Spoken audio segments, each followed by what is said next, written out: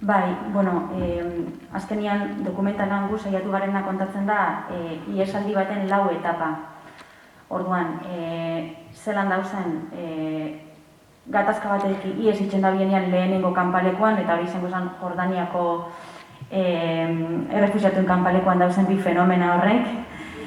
Gero beste etapa bat da Europara iristen dienean, hau da Greziako Samos uhartean, eta bertan dauzen, eurak ditzen dutzien la jungla, kanpaleku hori.